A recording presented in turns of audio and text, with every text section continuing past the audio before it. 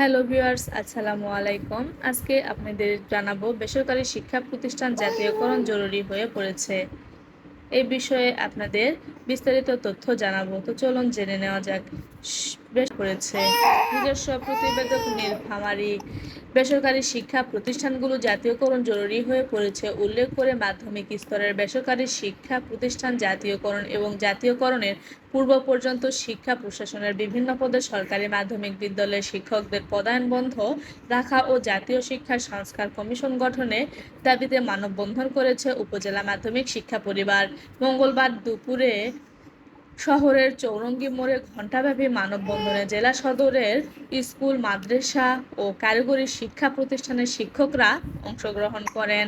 নীলফামারী আলিয়া মাদ্রাসার অধ্যক্ষ মাওলানা মোহাম্মদ মুসার সভাপতিত্বে মানববন্ধন সমাবেশ পরিচালনা করেন কিসামত চড়াইখোলা দাখিল মাদ্রাসার সুপার কাজী আব্দুল আজিজ।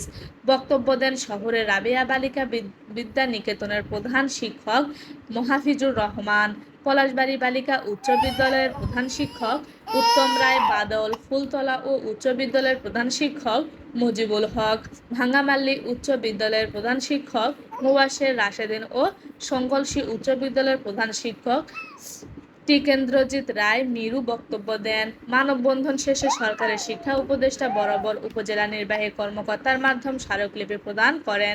শিক্ষা পরিবারের কেন্দ্রবিন্দু স্মারকলিপি গ্রহণ করেন উপজেলা নির্বাহী কর্মকর্তা আশরাফুল হক।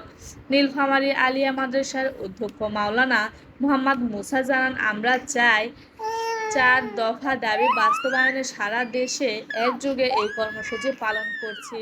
বেসরকারি শিক্ষা প্রতিষ্ঠানগুলো জাতীয়করণ জরুরি হয়ে পড়েছে।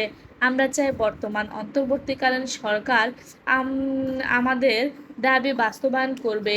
এই কর্মসূচি পালন করেছে জলঢাকা, ডোমার, ডিমলা, কিশোরগঞ্জ ও সৈয়দপুর উপজেলার শিক্ষকরা।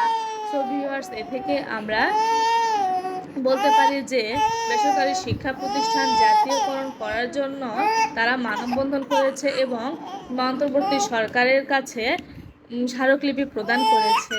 তো এই ধরনের ভিডিও আপডেট পেতে আমাদের চ্যানেলটি সাবস্ক্রাইব করবেন এবং পাশে থাকা বেল আইকনটি বাজিয়ে দেবেন।